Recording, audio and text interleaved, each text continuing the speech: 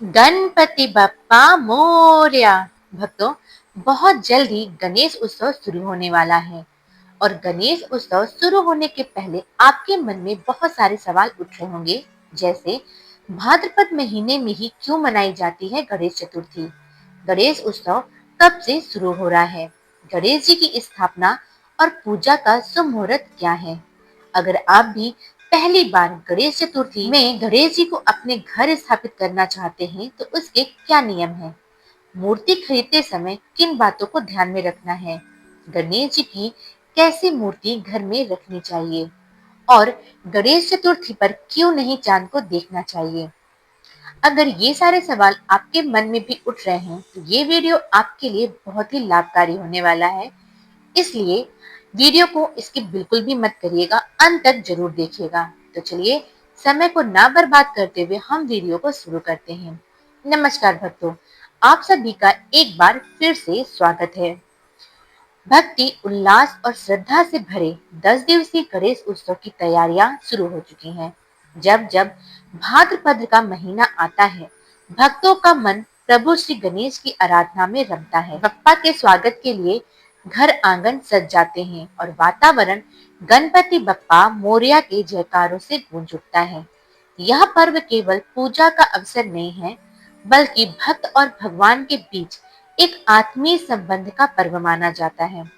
हिंदू धर्म में चतुर्थी तिथि को भगवान गणेश जी को विशेष रूप से समर्पित माना गया है, लेकिन भाद्रपद शुक्ल पक्ष की चतुर्थी का स्थान अत्यंत विशिष्ट है। आखिर क्यों इसी दिन से गणेश उत्सव का शुभारंभ होता है और क्या है इस तिथि का आध्यात्मिक महत्व? आइए जानते हैं इस पावन पर्व से जुड़ी परंपराओं और धार्मिक मान्यताओं को विस्तार से।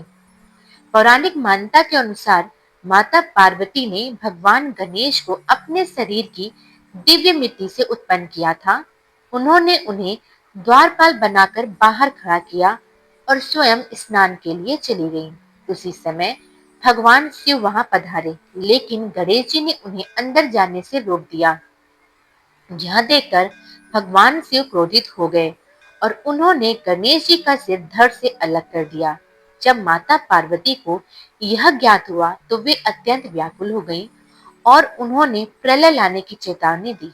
माता पार्वती की गंभीर नाराजगी को शांत करने के लिए भगवान शिव ने गणेश जी को पुनर्जीवित करने का निर्णय लिया। उन्होंने अपने गणों को आदेश दिया कि वे उत्तर दिशा की ओर जाकर पहले प्राणी का सिर लेकर आए, जो सो रहा हो और जिसकी मां अपनी शिशु को और पीठ किए हुए सो रही हो। ऐसा ही एक हाथी मिला और उसका सिर भगवान के गणों ने लाकर भगवान शिव ने गणेश जी के धड़ से जोड़ दिया। इसी प्रकार गणेश जी को पुनर्जीवन प्राप्त हुआ और वे गजमुख या गजानन कहलाए। तभी से उन्हें प्रथम पूज्य होने का आशीर्वाद भी मिला और यह दिन अत्यंत शुभ माना गया। एक अन्य मान्यता के अनुसार भाद्रपद मास की शुक्ल पक्ष की चतुर्थी तिथि को ही भगवान गणेश ने महर्षि वेदव्यास के कहने पर महाभारत ग्रंथ का लेखन आरंभ किया था। इस पवित्र ग्रंथ को लिखने से पहले गणेश जी ने शर्त रखी थी कि वे लेखन बीच में नहीं रोकेंगे और वेदव्यास जी को बिना रुके वाचन करना होगा। इसी व्रत के साथ इस महान कार्य की शुरुआत हुई थी। यही कारण है कि इस तिथि को बौद्धिक और आध्यात्मिक दृष्टि से भी विशेष माना जाता है। इस वर्ष 27 अगस्त को श्री गणेश चतुर्थी है। चतुर्थी तिथि का प्रारंभ 26 अगस्त को दोपहर 1:55 पर होगा और 27 अगस्त को दोपहर 3:45 पर चतुर्थी तिथि का समापन होगा। इसलिए उदया तिथि के अनुसार 27 अगस्त को श्री गणेश चतुर्थी का पर्व होगा और इसी के साथ 11 दिवसीय श्री गणेश महोत्सव का शुभारंभ होगा। ज्योतिषों के मुताबिक गणेश चतुर्थी पर भगवान गणेश की मूर्ति स्थापना के लिए 27 अगस्त को सुबह 11:05 से लेकर दोपहर 1:40 तक का समय शुभ मुहूर्त रहेगा। आप इस अवधि में गणेश जी की मूर्ति की स्थापना कर सकते हैं। भाद्रपद की शुक्ल पक्ष चतुर्थी भगवान गणपति की विशेष तिथि है। इस तिथि को गणेश जी की पूजा उपासना की जाती है। पूरे देश में 11 दिनों तक चलने वाले गणेश उत्सव का आरंभ भी इसी दिन से होता है। प्रत्येक माह कृष्ण पक्ष की चतुर्थी को श्री गणेश चतुर्थी का व्रत किया जाता है। इस तरह यह व्रत प्रतिवर्ष 13 बार मनाया जाता है, क्योंकि भाद्रपद में दोनों चतुर्थी में यह व्रत किया जाता है। शुक्ल पक्ष में केवल भाद्रपद माह की चतुर्थी को ही पूजा की जाती है। यह तिथि अति विशिष्ट है। इस तिथि की बड़ी महिमा है और इस तिथि को व्रत उपवास करके अनेक लाभ प्राप्त किए जा सकते हैं। इस तिथि को रात्रि में चंद्र दर्शन निषेध माना जाता है, जबकि शेष चतुर्थियों में चंद्र दर्शन पुण्य फलदायी माना जाता है। गणेश जी को लंबोदर क्यों कहा जाता है, आइए जानते हैं। ज्योतिष शास्त्र में 3 गणों का उल्लेख मिलता है, देव, मनुष्य और राक्षस। गणपति समान रूप से देवलोक, भूलोक और दानवलोक में प्रतिष्ठित है। श्री गणेश जी के ब्रह्म स्वरूप हैं और उनके उदर में यह तीनों लोक समाहित हैं। इसी कारण इनको लंबोदर कहते हैं। उनके उदर में सब कुछ समा जाता है और गणेश जी सब कुछ पचाने की क्षमता रखते हैं। लंबोदर होने का अर्थ है जो कुछ उनके उदर में चला जाता है फिर वहां से निकलता नहीं है। गणेश जी परम रहस्यमय हैं। उनके इस रहस्य को कोई भी भेद नहीं सकता। अगर आप भी इस वर्ष गणेश जी की स्थापना पहली बार कर रहे हैं तो ये नियम जरूर जान लें। ऐसे में गणेश चतुर्थी पर जब आप बप्पा की मूर्ति घर जलाने की तैयारी करते हैं तो सिर्फ सुंदरता ही नहीं बल्कि कुछ धार्मिक और वास्तु संबंधी बातों का ध्यान रखना भी जरूरी होता है। सही तरीके से चुनी गई गणेश प्रतिमा आपके जीवन में सकारात्मक ऊर्जा का संचार कर सकती हैं। आइए जानते हैं कि गणेश जी की मूर्ति खरीदते समय किन बातों का विशेष ध्यान रखना चाहिए। इस शुभ अवसर पर गणेश जी की मूर्ति खरीदने से पहले कुछ महत्वपूर्ण बातों का ध्यान रखना बेहद आवश्यक होता है। सही दिशा, आकार और सामग्री के आधार पर मूर्ति का चयन करने से पूजा का शुभ फल मिलता है और घर में सुख शांति बनी रहती है। इसलिए गणेश जी की मूर्ति खरीदते समय धार्मिक मान्यताओं और शास्त्रों में बताए गए नियमों का पालन करना चाहिए, ताकि यह आपके जीवन में सकारात्मक ऊर्जा और मंगल लेकर आए। शास्त्रों के अनुसार जब आप घर के लिए गणेश जी की मूर्ति खरीदते हैं तो यह जरूरी होता है कि गणेश जी की सूंड बाईं ओर मुड़ी हो। ऐसी मूर्तियां घर और पूजा पंडाल दोनों के लिए शुभ मानी जाती हैं और इनके रखने से सकारात्मक ऊर्जा का संचार होता है। वहीं दाईं ओर सूंड वाली गणेश जी की मूर्तियां खास प्रकार की साधना या धार्मिक नियमों के तहत ही स्थापित की जाती है। इसलिए इन्हें आम गृहस्थ जीवन में रखने की सलाह नहीं दी जाती। इसलिए मूर्ति खरीदते वक्त सूंड की दिशा पर खास ध्यान दें, ताकि पूजा कार्य सही तरीके से संपन्न हो और शुभ फल प्राप्त हो। धर्म सिंधु और निर्णयामृत जैसे ग्रंथों के अनुसार गणेश चतुर्थी के दिन या शुभ मुहूर्त में ही मूर्ति की स्थापना करनी चाहिए। इसी समय मूर्ति खरीदना और पूजा करना शुभ फलदायी होता है। सही समय पर मूर्ति स्थापित करने से आपकी पूजा अधिक फलदायी और मंगलकारी होती है। इसके अलावा गणेश जी की मूर्ति को घर के ईशान कोण यानी उत्तर पूर्व दिशा में स्थापित करना शुभ माना जाता है। यदि उत्तर दिशा संभव ना हो तो पूर्व दिशा में भी इनकी स्थापना कर सकते हैं। इसके साथ ही प्रतिमा के रंग का भी महत्व होता है। लाल या सिंदूरी रंग की प्रतिमा ऊर्जा और उत्साह का प्रतीक मानी जाती है, जबकि सफेद रंग की मूर्ति घर में शांति और खुशहाली बनाए रखती है। वास्तुशास्त्र में यह बताया गया है कि घर में कभी भी टूटी फूटी या खंडित मूर्ति नहीं रखनी चाहिए। इसलिए अधिक पुरानी मूर्तियों को भी घर में रखना शुभ नहीं माना जाता है। अगर ऐसी मूर्तियां आपके घर में हैं तो उन्हें आदत पूर्वक किसी नदी या बहते जल में प्रवाहित कर दें। गणपति स्थापना से पहले घर की अनावश्यक वस्तुओं को जरूर हटा देना चाहिए। वास्तु के अनुसार बेकार पड़ा सामान घर में नकारात्मक ऊर्जा को बढ़ा सकता है। इसलिए घर की साफ सफाई के साथ पुराने और अनावश्यक सामान को भी बाहर निकाल देना चाहिए। वास्तु के अनुसार घर में खराब या रुकी हुई घड़ी रखना अशुभ माना जाता है। इससे घर में दरिद्रता और दुर्भाग्य का वास हो सकता है। यदि आपके घर में कोई घड़ी खराब है, तो उसे तुरंत ठीक करवा लें या फिर उसे हटा दें। गणपति पूजा के लिए बनाए गए स्थल को हमेशा स्वच्छ रखना चाहिए। पूजा के दौरान चढ़ाए गए फूल, माला और पत्ते कई दिनों तक वहीं रखना वास्तु के अनुसार शुभ नहीं माना जाता है। पूजा स्थल की नियमित सफाई करने और उसे पवित्र बनाए रखने से बप्पा की कृपा प्राप्त होती है और पूजा में किसी भी प्रकार की बाधा नहीं आती। गणेश जी के पूजा आशीर्वाद से जीवन की विघ्न बाधाओं से मुक्ति पाते हैं, किंतु इस दिन से जुड़ा एक विशेष नियम शास्त्रों में वर्णित है। भाद्रपद शुक्ल पक्ष की चतुर्थी को चंद्र दर्शन वर्जित माना गया है।